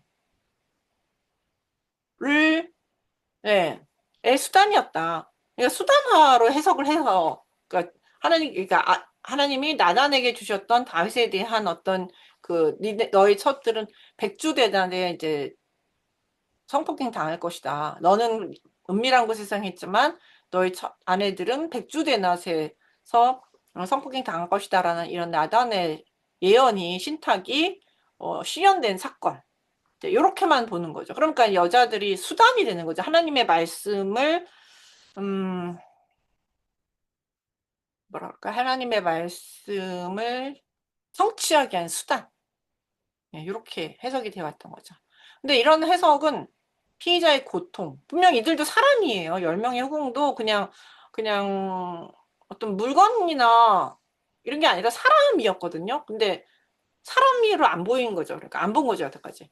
그래서 이런 해석이 피의자의 고통을 가리고 가해자의 서사에 집중하게 만든다고 비판을. 그러니까 다윗의 고통에, 그러니까, 10명의 후궁이 성폭행을 당해서 다윗이 고통스러웠겠구나. 다윗에게 데미지가 갔구나. 여기에 대해서만 이야기를 하게 됐다는 거죠. 그래서 여기서는 저는 이들을 독립된 인격체로 분석하고, 이들의 이야기가 너무너무 조그맣기 때문에 다말 이야기하고 이제 서로 같이 읽어서 이들이 당한 것이 얼마나 부당하고, 잘못된 것인지를 이제 좀 파헤쳐내려고 하는 것이 이 글의 목적이에요. 그래서 10명의 후궁은 이렇게 이야기가 따로따로 막 떨어져 있잖아요. 그래서 이 사람들은 의 이야기는 하나로 이렇게 모아내야 돼요. 각각이 떨어져 있는 것들을 이제 하나의 이야기로 좀 모아내는 것이 내러티브 구성입니다. 그래서 파편화되어 있으나 성폭행의 발생, 경과, 결과를 보여주는 명확한 서사 구조를 가지고 있어요. 이들의 이야기도 이렇게 따로따로 되어 있지만 그래서 이제 첫 번째는 등장과 남겨짐인데, 것은, 다윗은 압살롬의 반역을 피해, 예루살렘을 떠나 10명의 후궁을 남겨도 왕궁을 지키라고 합니다. 다윗은 자신의 재산인 왕궁을 관리하기 위해 여성들을 위험한 전쟁에 방치합니다. 사실, 이게 말이 안 되는 게, 아니, 자신들은 압살롬이 쳐들어올까 무서워서 군사들을 다 이끌고 도망을 가는 입장에서 10명의 후궁한테 왕궁을 지키라고 말하는 것 자체가 말이 안 되는 거죠. 예. 그러니까 이게 왜 이렇게 다윗에게 후궁들은 인격적인 보호의 대상. 사실 보호하기 위해서는 먼저 남편이니까 첩은 아내잖아요. 그럼 먼저 보호하니까 먼저 데리고 떠나야 되거든요. 근데 데리고 떠나지 않고 왕궁이라는 공간을 유지하기 위한 도구적 존재로 봤어요. 그러니까 왜 이들을 남겼느냐? 이들이 정말 뭐 성경 이 왕궁을 뭐 물리적으로 지키기 위해서 두었느냐? 그건 아니고요. 이제 이 10명의 후궁은 상징성을 가져요. 그냥 10명의 후궁이 이 예루살렘 성에 남음으로써 여기는 다윗의 성이다라는 것이죠. 그러니까 다윗의 아내를 첩을 남겨둠으로써 여기는 여전히 나는 떠나지만 여기는 여전히 다윗의 성이다라는 것을 상징적으로 보여주기 위해서 이들을 남긴 거예요. 그러니까 왕궁을 지킨다라는 것은 바로 그런 개념을 가지고 있습니다. 그러니까 예, 그걸 위해서 이들을 남겨둔 거죠. 근데 이들을 남겨두면 상당히 위험하고 압살롬이 이들을 죽일 수도 있고 뭐 어떻게 할 수도 있다는 걸 뻔히 알면서 또 그냥 두고 간 거죠. 그러니까 사실은. 그리고 나서 이제 이들이 아히도벨과 압살롬이 예루살렘 성전을 정복하게 됩니다. 정복하고 나서 이제 내가 무엇을 할까 하고 압살롬이 아히도벨에게 묻습니다. 이게 이제 16장 20절에서 23절의 이야기인데, 그러니까 아히도벨은 압살롬에게 왕의 후궁들과 더불어 동침하라고 제안을 하면서 이는 온 이스라엘이 왕의 아버지가 미워한 바됨을 들으리니라는 정치적인 목적을 띠고 있습니다. 왜 동침하라고 얘기했냐면 이렇게 그 왕의 아버지가 미워하는 바, 이제 더 이상 이 얘기는 압살롬과 다윗은 더 이상 한 배를 탈 수 없는 사이가 됐다. 그러니까 그리고 왕의 후궁과 동침한다는 얘기는 이제 다윗의 것을 압살롬이 갖는다는 의미를 가져요. 그러면 다윗의 권력을 압살롬이 갖는다라는 의미를 갖게 됩니다. 그러니까 그래서 이제 다윗은 없고 다윗은 폐위가 됐고 압살롬이 왕이 됨으로써 다윗과 압살롬은 완전히 이제 결별했다라는 의미를 온 동네에 알리게 되면서 그렇게 하면서 너희 이스라엘 백성들한테 압살롬을 따르라. 이제부터 왕은 압살롬이니 압살롬을 따르라라는 일종의 선전이죠. 예, 그 선전을 위해서 동침하라고 제안을 했고요. 그러니까 이 선전을 하려면 온 사람이 다 보게만, 많은 사람이 볼수록 선전의 효과가 높잖아요. 그러니까 옥상에다 텐트를 치고 백주의 온 이스라엘 눈앞에서 그들을 범하게 되는 거죠. 그러니까 이 행동은 뭐 사랑이나 뭐 이런 욕망도 아니에요. 이건 욕망도 아니고 그냥 여성의 성을 남성 간의 권력과 수치를 주고받는 매개체로 사용을 하고 있다는 것이죠. 이거는 그냥 도구예요. 이제 다윗께 내게 됐다. 다윗의 권력은 끝났고 이제 나의 시대가 됐다는 것을 성폭력이라는 방식을 통해서 이제 온 동네에 알리게 되는 것이죠. 그러니까 이렇게 되면 다윗은 완전히 수치를 당하는 것이죠. 다윗은 더 이상 무능력자가 되는 것이고, 다윗은 더 이상 이제 불명예를 안게 되고 수치를 당하게 되는 것이고 힘을 잃는 것이죠. 그런 방식. 그러니까 남성의 권력을 주고받는 방식의 여성을 매개로 삼고 있다는 것을 볼 수 있습니다. 근데 이런 게 그 고대 근동 사회에서는 상당히 팽배했어요. 성경에도 이런 부분들이 등장을 해요. 나중에 보시면은 미갈의 이야기에서도 나타나고 있고 한데 그건 그때 가서 좀 더 자세히 이야기를 해보도록 하겠습니다. 이제 왜냐면 고대 근동에서는 이게 어디서 나타냐면 아도니아가 아도니아가 솔로몬이 왕이 됐을 때 찾아가서 다윗의 아내, 마지막 아내였던 누구죠? 여자를 자신 아내로 달라고 요청을 하는 사건이 있죠. 그것 때문에 이제 아도니아가 결국은 죽게 되는데, 그 사건에서 그 아도니아가 그 여자를 달라고 하는 이야기가 아비삭을 달라고 한 이야기가 바로 아버지의 권력을 내가 갖겠다. 다윗의 권력을 내가 왕이 되고 싶은 욕망을 드러내는 행동이거든요. 그래서 고대에서는 이전 왕이 죽으면 이전 왕의 후궁 전체를 그 다음 왕이 계승을 합니다. 이런 관습에서 나온 행동이라고 볼 수 있습니다. 그래서 이제 성폭행을 당하게 되죠. 그리고 나서 이제 이들이 더 이상 등장하지, 이제 이용당하고 나서 또 버려지게 됩니다. 그래서 버려졌다가 어디서 등장을 하게 됐느냐면 이제 사무엘하 20장에서 이제 드디어 다윗이 이 전쟁을 이기고 돌아오게 됩니다. 전쟁에서 이기고 돌아와서 제일 먼저 한 행동이 뭐냐 하면 어, 왕궁을 지킨 10명의 후궁을 잡아서 별실에 가두고 먹을 것만 주고 그들에게 출입하지 아니하니 그들이 죽는 날까지 갇혀 생갑으로 지내라고 하는 것입니다. 이게 다윗 예루살렘 왕궁에 와서 한 첫 번째 행동이에요. 그러니까 여기서 보면은 그 10명의 후궁을 잡아서 이제 여기서 잡다. 그러니까 꽉 잡는 거죠. 이게 강제성을 가지고 있고 별실에 가두고 여기서 별실이라고 표현하고 있는데 이 별실이 아니라요. 이게 감옥이에요. 그러니까 뭐라 그럴까요? 격리된 공간이에요. 그러니까 이렇게 별궁 같은 것도 아니고 격리된 공간. 예를 들어서 감옥 같은 곳이에요. 일종의 격리된 공간이라는 표현이에요. 이게. 가두고 먹을 것만 주고 그들에게 출입하지 아니하니. 그러니까 다윗은 그들에게 절대 왔다 갔다 하지 않았습니다. 격리동 공간에 가두어고 먹을 거 생필품만 조달을 하고 그들에게 출입하지 않았다는 것은 더 이상 이제 그들을 아내로 생각하지 않는다는 것이죠. 그러니까 사실 남편이 아내로서 아내에게 해야 될 세 가지 의무가 있거든요. 첫 번째는 먹을 것을 끊으면 안 되고요. 두 가지. 의무가 있는데 하나는 먹을 것, 생필품을 반드시 주어야 되고요. 두 번째는 성관계를 끊으면 안 돼요. 이게 이제 남편이 아내에게 행해야 될 의무예요. 그래서 만약에 이런 게 하기 싫으면 이혼을 하라고 얘기를 해요. 그래서 이게 이제 신명기법이라든지 이런 데 나오거든요.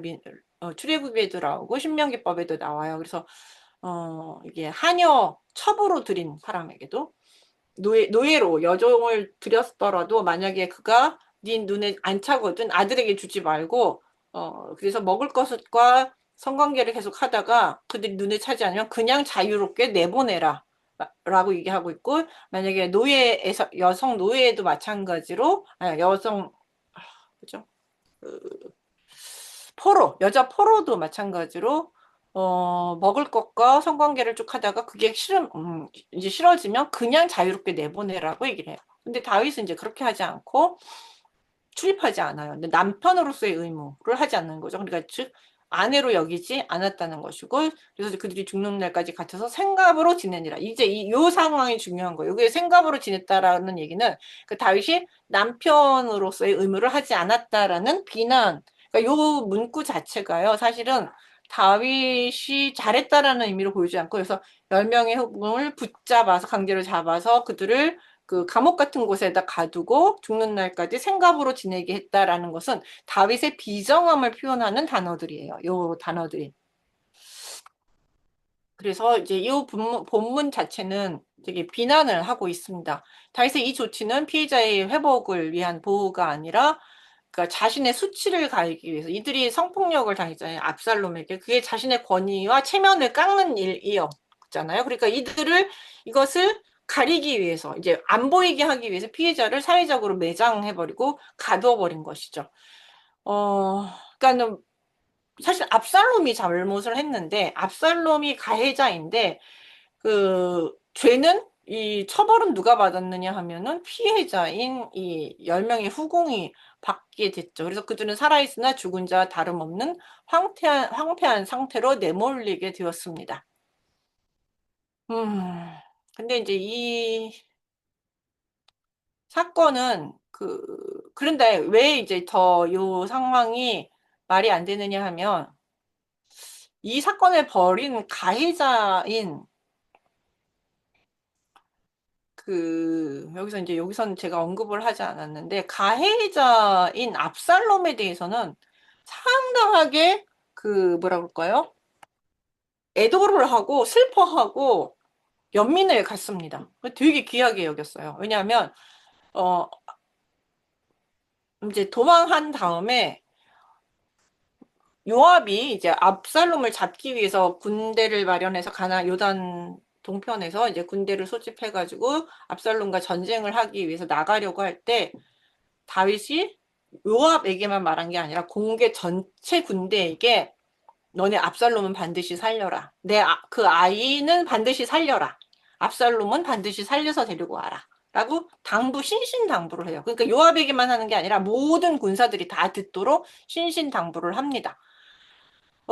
그런데 요압은 압살롬을 죽여버립니다. 왜냐하면은 살려둬봤자 계속 화근이 될 것이고 이 모든 일의 사단은 압살롬이기 때문에 이 다윗 왕권의 어떤 평화를 위해서는 압살롬은 없어야 되는 존재이고 다시는 다른 사람이 그 반역을 꿈꾸지 못하도록 압살롬은 처단해야 되는 인물이라고 생각을 한 거죠. 그래서 압살롬을 가차없이 죽입니다. 그랬을 때, 그리고 나서 이제 압살롬이 죽었다는 소식을 듣자마자 다윗은 그 유명한 말 있죠. 압살롬아, 압살롬아, 내 아들 압살롬아 하면서 이제 그 다윗 성벽에 올라가가지고 크게 대성통곡하면서 우는 모습을 볼 수 있어요.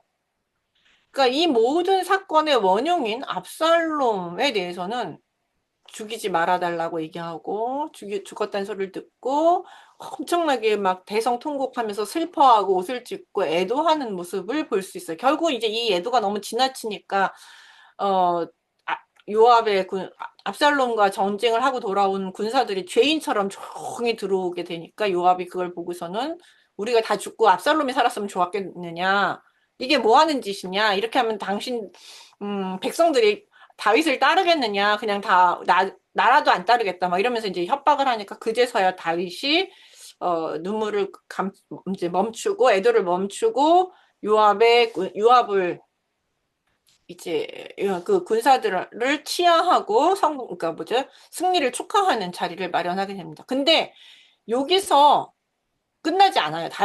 그렇게 해서 그 사건이 끝난 게 아니라 다윗은 압살롬을 죽였다는 것에 대해서 요압에 대해서 되게 마음에 안 들어합니다. 그래서 다음에 이 사람을 요압을 군대 장관에서 해직시키고 압살롬의 군대 장관이었던 아마샤를 군대 장관으로 올립니다. 그만큼 요압이 압살롬을 죽였다는 것에 대해서 되게 불편한 심기를 가리지 않는 걸 볼 수 있습니다. 그러니까 요런 이야기를 보면 이 문제를 만든 압살롬에 대해서는 엄청난 연민과 슬픔과 뭐 이런 걸 가지고 있는 반면 거기에 대한 피해자 여성들에 대해서는 엄청난 적대감을 가지고 있는 것을 볼 수 있습니다. 그래서 근데 이제 요 이야기만 너무 간단하기 때문에 이거를 어떻게 봐야 될까라고 할 때 이제 그 다말 사건과 연결시켜 보면 이게 가부장적 폭력의 평행 구조를 발견할 수 있습니다. 이제 피해를 가능히 한, 여기서도 피해 제공자가 다윗이에요. 다말 사건에서도 다윗은 암논의 요구를 따라서 암논의 손에 다말을 보냈고, 후궁 사건에서도 압살롬이 올 것을 알면서도 이 10명의 후궁을 남겨두었던 것이죠. 그러니까 다윗은 이 두 사건 모두에서 가해자가 범죄를 저지를 수 있는 최적의 환경을 제공한 무책임한 가장 지도자의 모습을 보여주고 있습니다. 그 다음에 여기서도 조력자들이 다 등장을 해요. 암논에게는 요나답이 있었고 압살롬에게는 아히도벨이라는 간교한 조력자. 특히 이제 이 아히도벨은 그가 한 말은 마치 하나님이 하신 말씀과 같았더라라고 말할 정도로 당대의 최고의 모사꾼, 지혜자라고 할 수 있는 거죠. 지금으로 우리로 보면 제갈공명 같은 인물이라고 볼 수 있어요. 근데 이들은 간교한 조력자이기 때문에 지혜자라고, 당대 최고 지혜자라고 얘기하는 사람들의 지혜가 뭐였냐면 권력자의 욕망을 실현하기 위해서 여성의 성을 도구화하는 구체적인 범죄 시나리오를 제공하고 있었다라는 것이죠. 그러니까 인간의 지혜라고 하는 것이 하나님을 경외하지 않으면 얼마든지 나쁜 쪽으로 아주 잘 사용할 수 있다라는 것들을 이 두 인물이 보여줘요. 성경에서는 간교한이라고 번역하고 있지만 우리말에서는 성경에서 그냥 호크마로 나와요. 지혜자라고 나오고 있어요. 그러니까 성경에서 나온 지혜자가 꼭 다 좋은 지혜자는 아니라는 것을 알고 있으면 되겠습니다. 그러니까는 이 성폭력이 개인의 충동이 아닌 치밀하게 기획된 권력의 행포임을 보여주고 있다라는 것이죠. 그 다음에 이제 잠잠하라는 강요와 사회적 격리가 같은 선상에 있는 것이죠. 그리고 다말은 잠잠하라는 말 때문에 결국 압살롬의 집에서 처량하게 지냈고 후궁들은 별실에 갇혀서 지내게 됩니다. 두 내러티브 모두 피해 여성은 공동체로부터 격리되고 침묵을 강요하게 됩니다. 다윗은 모두 두 사건 모두 분노했으나 가해자를 징계하거나 피해자를 치료하지 않고 결국은 피해자를 격리하는 것으로 이 문제를 해결하게 됐죠. 그렇기 때문에 피해자를 영구적인 소외 상태로 방치하게 되었습니다. 이 사건 두 개가 똑같은 구조를 가지고 비슷한 구조를 가지고 있다는 것이 이게 이제 다윗의 어떤 뭐랄까요 부정적인 모습이에요. 그러니까 다윗이 긍정적인 모습일 때는 되게 긍정적인데 부정적일 때는 되게 정치적이고 되게 약자들에 대해서 인정사정이 없는 그런 뭐 특히 여성들에 대해서 되게 인정사정이 없는 모습들을 여성들에 대한 부정적인 모습을 통해서 그의 부정적인 모습들이 강조가 되고 있는 것을 강조시켜서, 그러니까, 뭐라 그럴까요? 다윗의 부정적인 모습은 사실 여성에 대해서 부정적으로 한 행동을 통해서 성경이 드러내고 있다는 거죠. 이제 성경은 다윗에 대해서는 긍정과, 사무엘서는 긍정과 부정을 다 보여주거든요. 근데 긍정은 전쟁이라든지 뭐 이런 것들을 통해서 주로 등장하고 있고, 부정은 주로 여성을 어떻게 대하는가를 통해서 이제 나타내 주고 있다는 것이 이 사무엘서의 특징이라고 볼 수 있어요. 그러니까 당시에 여성은 약자였기 때문에 그 사람이 정의로운가는 약자를 어떻게 대하는가라는 방식을 통해서 그의 정의로움을 드러낸다라는 것을 알 수가 있습니다.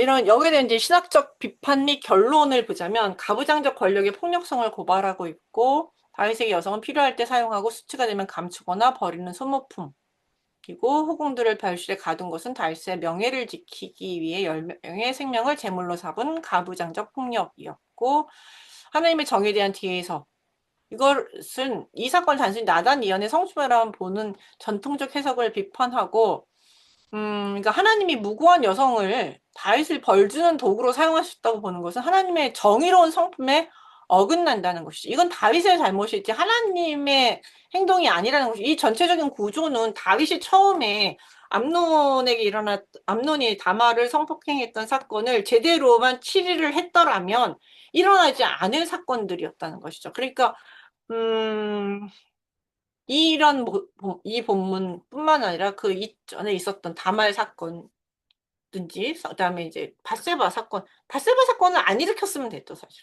안 일으켰으면 됐는데, 만약에 일으켰다고 하더라도, 그 다음에 그와 비슷한 사건이 일어났을 때, 암논을 징계하고, 그래서 암논이 하나님 앞에서 제대로 너의 잘못이라고 정확하게 지적을 하고, 사실 다윗이 회개를 할 수 있었던 이유는 자신이 스스로 죄를 깨달아서가 아니거든요.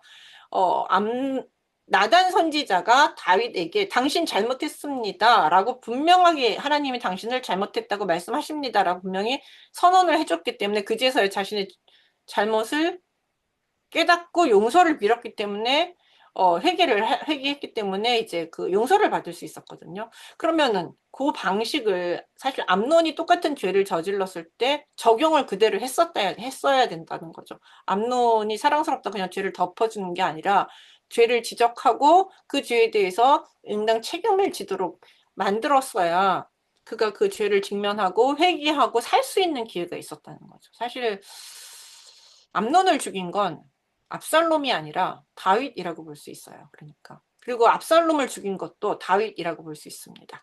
왜냐? 그리고, 예, 암논이 자신의 죄를 직면하지 못하게 만들었기 때문에. 그러니까 그 다윗의 행동이 결국은 그 하나님께로부터 받은 그 나단의 성취가 그대로 보류로 있었어요. 쭉 보류로 있었는데 그 성취가 일어날 수도 있었고 일어나지 않을 수도 있었어요. 근데 일어나게 된 이유는 다윗이 암논을 징계하지 않았기 때문인 거죠. 오히려 본문은 그리고 또 이제 또 하나는 이 본문 아까 20장 3절에서 보듯이 본문은 다윗의 불의함, 무책임함을 고발해요. 이 부분 사실 안 써도 돼요. 안 써도 되는데 굳이 여기다 하나 딱 기록을 한 것은 그것도 아주 다윗에 대해서 부정적으로 보도록 기록한 것은 이 본문에 대한 해석은 거의 비슷하거든요. 학자들마다. 무책임함을 고발함으로써 독자로 하여금 고통받는 약자 편에 계시는 하나님을 발견하게 합니다. 왜? 다윗을 부정적인 걸 쓰면서 그 쓴 이유는 뭐냐? 하나님은 그렇게 생각하지 않는다는 거죠. 다윗을 불의하게 본다라고 라는 것이죠. 그 시선을 발견하게 만든다는 것이죠. 그래서 결론은 이제 이런 이야기를 우리는 볼 때마다 다윗 중심, 권력자 중심, 가해자 중심의 읽기가 아니라, 그리고 이제 권력자의 승리서사가 아니라 본문 속에서 침묵당하는 약자들의 울음소리, 목소리를 찾아서 그들의 권리를 회복시켜주는 과정이 되어야 한다는 것이 논문의 이제 마지막 포인트라고 할 수 있습니다. 다윗의 10명의 후궁은 바로 그런 회복에 시작되어야 될 시점이라고 볼 수 있는 것이죠. 그러니까 여러분도 아마 이 10명의 후궁에 대해서는 거의 아는 바가 없었고, 그렇게만 막연하게 생각하셨을 텐데, 이런 관점으로도 여러분 보실 수 있다는 것을 알려드리고요. 이제 마지막 부분인데, 미갈의 삶을 통해서 보는 권력과 저항. 이 미갈의 이야기는 성폭행 문제하고는 조금 거리가 있지만, 그러나 이게 권력과 또 연결이 되는 부분인데, 여기 이길래 박사님이라고 이분은 서울신대, 교수님이셨어요. 근데 거기에서 교수님 하셨는데, 어쨌든 서울신대 분이시고, 이분은 이제 이 미갈에 대한 이야기를 어떻게 봤는지 한번 보시면 좋을 것 같아요. 이 본문은 성경이 미갈을 묘사할 때 사용하는 가부장적 시각을 비판하면서 미갈이 그동안 다윗의 신앙적 열정을 이해하지 못하는 철없는 여인 혹은 교만한 왕녀로 해석되어 온 전통적 관점을 거부하고 있습니다. 이제 그래서 대신 미갈을 남성 권력자의 정치적 목적을 위해 도구화된 희생자이자 동시에 그의 권력의 모순을 날카롭게 지적하는 저항자. 그리고 이제 제정이 하는 것이 이 글의 목적입니다. 왜 그러냐 하면 이제 미갈의 삶을 보면 남성들의 권력의 도구로 이제 살아가게 됩니다. 사울과 다윗과의 이제 거래가 먼저 있어지는데 사울의 정치적인 올무죠. 이게 사울은 사실 다윗을 되게 죽이고 싶었어요. 사울이 죽인 자는 천천히요, 다윗을 죽인 자는 만만이다라는 그 여론을 들으면서 다윗이 나의 왕권을 위협하는 인물이라고 이제 생각을 하게 된 거죠. 그래서 이제 다윗을 죽여야겠다는 생각을 하게 됐고 계속 여러 가지 시도를 하게 됐는데 시도를 하죠. 사실 창으로 직접 죽이려고도 하죠. 그랬는데 그러다가 미갈이 다윗을 사랑한다라는 소문을 듣게 됩니다. 그러냐, 그 소문을 듣자 사울은 다윗을 죽이기 위한 올무로 미갈을 이용하면 되겠구나라고 예, 생각을 한 거죠. 그래서 성경은 미갈이 다윗을 사랑했다라고 말하지만 아버지 사울에게 미갈의 사랑은 다윗을 제거하기 위한 정략적 매개체 일 뿐이고 이용할 수 있는 수단이 된 거죠. 그래서 이제 그걸 이용해서 결국 결혼을 시키잖아요. 결혼을 시켰지만 결국은 다시 죽이려고 하죠. 그래서 이제 죽이기 위해서 뭐예요? 그 표피 10개를 가져와라. 그랬더니 표피 10개뿐만 아니라 더 많은 표피를 가져오는 그러니까 왜냐면 블레셋 사람의 소견에 죽게 만들려고 했는데 다윗이 죽지 않고 2배의 표피를 가져옴으로써 이제 결국 결혼을 시킬 수밖에 없는 상황을 만들죠. 어쨌든 그렇게 이용을 합니다. 근데 이제 이런 이용은 다윗도 마찬가지예요. 다윗도 미갈을 사랑의 대상이 아닌 사울 왕가의 정통성을 확보하기 위한 정치적 자산으로 취급을 했습니다. 그냥 아브넬이 거기가 누구죠? 자기가 왕으로 모시고 있던 마음에 안 드니까 네 누구죠?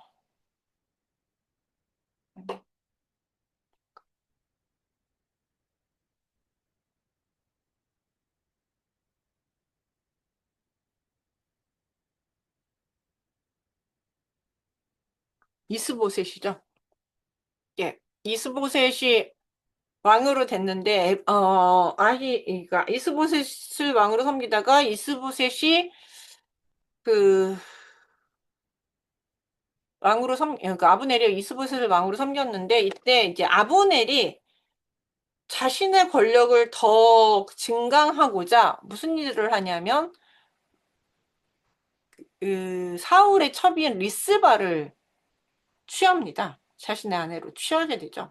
근데 이것도 일종의 성범죄예요, 사실은. 왜냐면 리스바가 아브넬을 좋아하거나 아브넬이 리스바를 좋아해서 취한 건 아니거든요. 왜냐면은 자신의 권력을 이제 밑에 이스보셋 밑에 이제 최고 고담 권력자로 있었지만 모든 권력은 사실 아브넬이 갖고 있었거든요. 근데 어 내가 왕이 되는 게 어떻겠느냐 뭐 이런 생각들을 좀 갖게 되면서 이 그 정통성을 얻고 싶어서 사울의 첩인 리스바를 이제 취하게 된 거죠. 그러니까 여기서도 계속해서 여성을 그 자신의 권력의 수단으로 사용하고 있는 모습을 보여주고 있습니다. 그래서 근데 이제 그게 이스보셋의 심경을 건드리게 된 거죠. 아니 제가 왕권을 넘봐? 이럴 수가. 뭐 이러면서 이제 그것에 대해서 부정적인 얘기를 하니까 분하게 여긴다라고 뭐라고 얘기했느냐 하니까 아브넬은 여기에 대해서 분하게 여겨서 내가 이스보셋에게 왕권을 줬는데 감히 나한테 뭐라고 해? 이게 뭐야? 막 이러면서 내가 이제 이스보셋을 버리고 이 왕권을 다윗에게 줘야겠다. 뭐 이러면서 이제 협, 협상을 하러 오죠. 아브넬이 이제 이스보셋을 버리고 다윗아가 협상을 하러 오게 됩니다. 근데 다윗이 여기 협상 조건으로 뭐라고 내밀었냐면 전 남편 이제 발디에가 살고 있던 미갈을 데려와라. 그러면 받아주겠다. 이제 이렇게 얘기하죠. 근데 여기서 미갈이 왜 필요하냐면 여기서는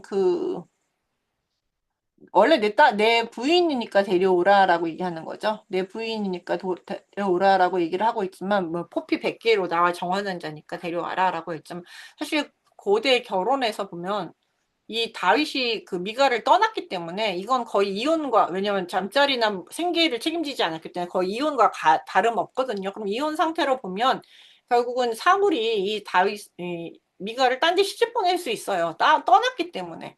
그러면 시집 보내면, 그래서 발견하고 잘 살고 있었단 말이죠. 그러면 이런 상태가 되면 데리고 오면 안 돼요.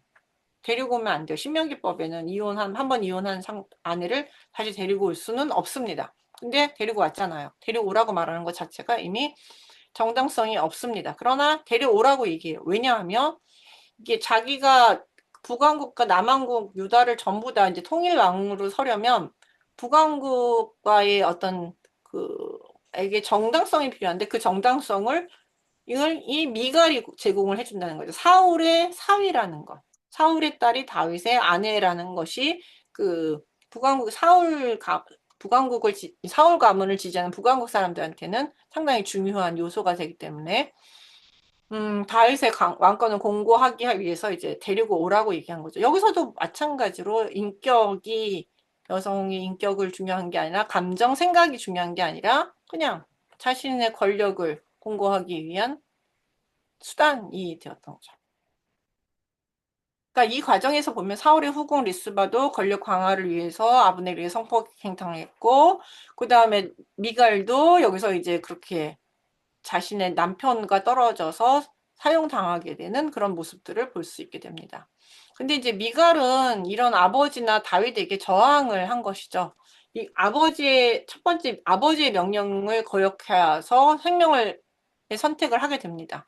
사울이 다윗을 살해하려고 했을 때 미갈은 다윗을 창문으로 내달려서 살려줍니다. 아버지의 명을 거역하고 살려주죠.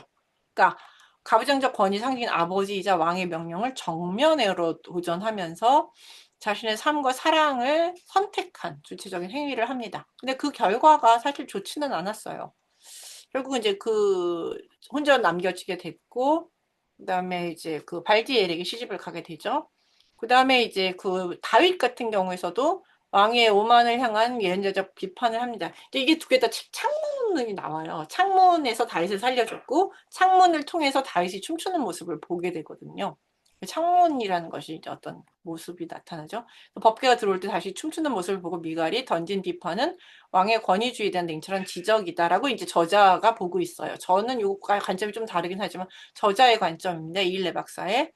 저자는 미갈의 비판이 단순한 질투나 교만이 아니라 종교적 열광주에 빠져 왕으로서의 품위와 공적 책무를 잊은 권력자의 오만을 찌르는 날카로운 통찰이었다라고 분석을 하는 거죠. 그러니까 둘 다 아버지에 대해서도 저항하고 다윗에 대해서는 되게 비판적인 입장을 가지고 있다라고 한다는 것이죠.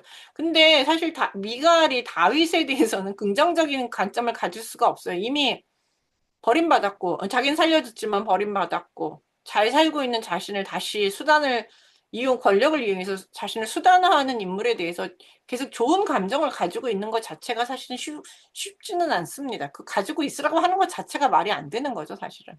예, 근데 저항의 결과는 결국은 격리와 침묵입니다. 다윗을 비판한 이후 미갈이 죽는 날까지 자식이 없었다는 기록에 대해 저자는 하나님의 심판이 아닌 다윗에 의한 정치적 사회적 격리라고 이제 보고 있습니다. 왜냐하면 다윗은 자신의 권위에 도전한 미갈을 별실에 가둠으로써 그녀의 존재를 왕궁 서사에서 완전히 지워버렸다는 것이죠. 그러니까 계속 미갈에 대해서도 다윗은 결코 좋은 인물이 아니고 정의로운 인물이라고 평가하기는 어렵습니다. 여기도 갇혀요. 그래서 그 학자들 가운데서 이 10명의 첩 이야기를 미갈의 이야기와 같이 별실에 가두는 것, 별실에 가뒀다라는 것과 다시 찾지 않았다는 것을 연결해서 읽는 케이스들도 많습니다. 사실은. 이거는 이제 여기도 안 나오고 저희 논문에도 쓰지는 않았는데 그런 케이스들도 꽤 나타나고 있다는 것을 보여주고 있습니다. 이게 이제 다윗이 다말과 미갈과 그다음에 10명의 첩에게 행한 것이 이제 고립, 감금, 예, 이렇게 찾지 않음, 이런 공통점을 보여주고 있습니다. 음, 이제 이런 역사적 소외가 일어난 것에 대해서 저자는 미갈의 불임이 저항하는 여성을 향한 가부장적 사회의 징벌적 낙인이며 성경 저자가 이를 통해 권력에 도전하는 여성의 종말을 경고하려고 했다고 지적합니다. 이게 이제 성경의 관점, 성경 저자의 관점인데 이걸 비판하고 있다는 거죠. 그래서 예전에는 그 미갈에 대해서 이 관점을 그대로 받아들여서 이제 이 관점 자체를 사실은 이제 그 비판을 합니다. 이 관점을 비판하면서 요즘 현대적으로 이걸 어떻게 읽어야 되느냐?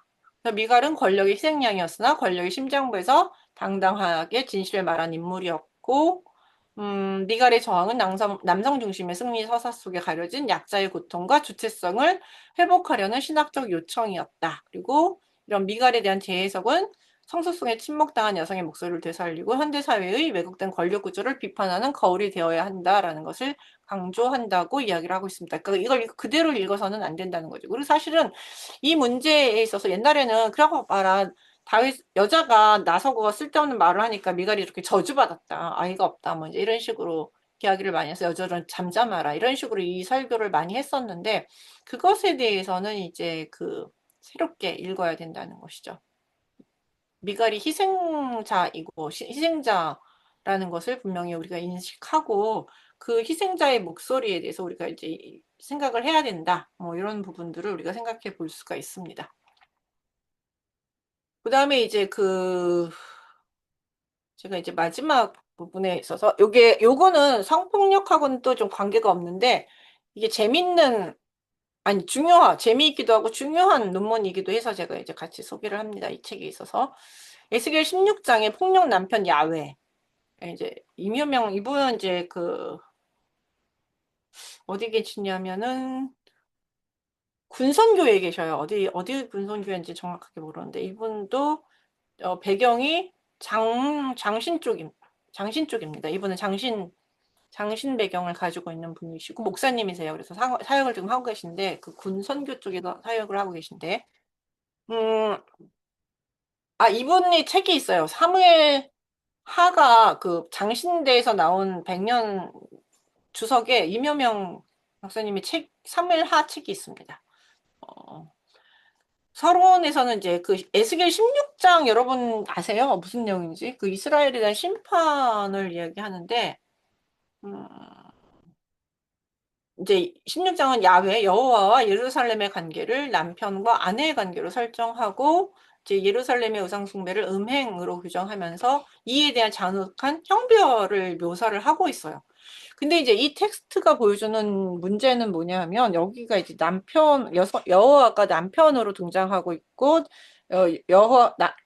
예루살렘이 여성 아내로 등장을 하고 있는데 여기에 보면은 노골적인 여성 혐오적 언어, 신체적 폭력의 정당화가 이제 나타나 이것들이 너무 심각하게 나타난다는 거죠. 그러니까 이런 것들을 여호와께서 남편인 여호와가 아내를 패고 있다는 예, 폭력적으로 패고 있다는 그 모습을 보게 되면 과연 이걸 어떻게 읽어야 되지? 예, 그래서 현대 독자, 특히 여성 독자에게 심각한 신학적 윤리적 당혹감을 준다라는 점을 지적하면서 이 페미니스트 관점에서 이 폭력 남편 야외의 은유, 이게 사실 은유거든요. 은유에 대해서 어떻게 우리가 재해석을 할 것인가라는 것을 이제 생각해 보면서 이 글을 쓴 것입니다. 그러니까는 그 당시에 이게 좀 잘 다뤄지기 그래서 어려워요. 왜냐하면은 어 이렇게 했는데 막 다 좋은 거 주고 막 이제 전체 내용을 가만히 보면 구성은 입양, 결혼, 간음 이제 이렇게 나오거든요. 버려진 아이를 왕비로 만드는 이야기. 그러니까 이제 앞부분에 1절부터 14절까지 등장을 합니다. 야훼는 들판에 버려진 피투성이가 대체 죽어가는 여자 아이죠. 아이를 인 예루살렘을 발견하고 생명을 부여합니다. 여기서 이제 그 아이를 그냥 좀 얘기를 해요. 음, 크게 잘 살아있으라라고 얘기하면서 지나면서 들풀에 내가 너를 들에 풀같이 많게 하였으니 내가 크게 자라고 심히 아름다움이 유병에 뚜렷하고 내 머리카락이 자랐으면서 큰 성인으로 이제 잘 성장하게 됐다는 것을 볼 수 있습니다. 그래서 예루살렘이 성장해서 은혜를 막 주셔서 잘 성장해서 사랑할 만한 때가 야훼는 그녀와 언약을 맺고 화려한 장식으로 치장해서 많은 벌거벗음을 덮게 하고 뭐 이러면서 기름 씻기고 수놓은 옷을 입히고 뭐 가죽 신을 신겨가지고 아내를 삼습니다. 결혼을 하죠. 근데 이 과정에서 보면 남성 권력에 의해서 여자가 뭐 원하고 말고는 얘기가 없어요, 그냥. 권력의 여자의 전체성이 규정되고 소요되는 가부장적 결혼 모델. 근데 이게 이제 그 당시에 가부장적 사회의 모델을 그대로 반영하고 있는 것이죠. 남편이나 남성 권력에서 딱 선택되면 뭐 여기 좋고 나쁘 없이 그냥 결혼하게 되는 그런 구조를 그대로 보여주고 있습니다. 시혜적 결혼이죠. 근데 이제 이렇게 시혜를 받았는데, 예루살렘이 아내가 반역을 하게 되는 거죠. 배신하고 하게 됩니다. 그 풍요로워진 예루살렘. 즉, 아내는 아름다움을 믿고 다른 나라들과 음행을 저지릅니다. 에스겔은 이를 매우 노골적인 성적 언어, 용어를 통해서 이제 묘사를 하고 있죠. 저자는 에스겔이 우상숭배라는 종교적 죄악을 여성의 성적 통제 불능, 그러니까 음행, 남편의 성적 통제를 벗어나는 행동으로 취하함으로써 여성의 성을 죄의 근원지로 범주화하고 있다라는 것이죠. 남편을 벗어나는 성 자체가 이제 범죄라고 이제 얘기를 하고 있는 것이죠. 그래서 이제 배신이 이렇고 이제 이렇게 범죄를 했기 때문에 이제 심판을 받게 되죠. 예루살렘이 심판을 받게 되는데, 그러면서 모든 것들을 창기 같아. 이제 이렇게 선언을 하고 나서, 어, 몸을 벗은 몸, 뭐 빨개벗겨 공개적인 치욕을 줍니다. 야훼는 예루살렘의 연인들을 모아 그녀를 발가벗기고 수치를 당하게 하고, 예, 그래서 피의자의 수치를 우복을 벗기고 뭐 장식품 빼고 벌거벗겨 두고 너로 돌로 치며 칼로 찌르며 불로 집을 뭐 벌한다, 뭐 불 사르면서 뭐 벌하겠다라고 얘기하는데 이게 음 사실 예루살렘에 대한 묘사예요. 근데 가만히 보면 남편이 아내를 그러니까 벌거벗긴다라는 얘기는 피의자의 수치심을 극대화하여 권력을 제어하긴 하는 전형적인 성폭력 메커니즘으로 읽을 수 있고요. 그다음에 신체적 폭력, 사료, 돌로 치고 칼로 찌르는 등의 묘사는 남편인 야훼에게 아내의 생사 여탈권이 있음을 전제하고 있습니다. 본문은 야훼의 분노를 정당한 것으로 묘사함으로써 가정 내 폭력이나 여성에 대한 징벌적 폭력을 신학적으로 승인할 위험이 있음을 강력히 경고를 하고 있습니다. 예, 위험이 있다는 거죠. 여호와가 남편이고 예루살렘이 아내라는 이런 상징 모델이 남편은 아내를 때릴 수도 있고 죽일 수도 있다. 라는 그런 것으로 인식될 수도 있다라는 것이죠. 이게 되게 그래서 이는 야훼를 폭력적인 남편으로 형상화하는 아주 되게 위험한 신학적 수사입니다. 그 당시에는 이게 사실은 그 시대에는 이게 가능했어요. 왜냐하면 남편이든 아내든 특히 여자가 간통을 저질렀을 경우에는 남편의 허락은 돌 맞아 죽는 게 너무나도 당연한 시제, 수치를 당하는 것, 돌 맞아 죽는 게 너무나도 당연한 시대였거든요. 그 시대적 배경 속에서 그 상징 여호와를 남편으로 예루살렘을 아내로 상징적으로 해서 사용하는 것은 상당히 별 문제가 없다고 생각했어요. 뭐 문화가 그랬으니까. 근데 이게 그래서 생사 여탈권이 남편에게 주어진다고 봤던 거죠. 근데 이게 이제 뭐냐면 현대 사회와 교회에 끼치는 부정적인 영향은 되게 커요. 이 은유의 독성과 부작용에 대해서 이제 지적을 합니다. 여성 혐오가 내면화될 수 있다는 거죠. 에스겔의 수사학은 기본적으로 여성을 본질적으로 변덕스럽고 음란하며 징벌받아 마땅한 존재로 타자화한다는 것이죠.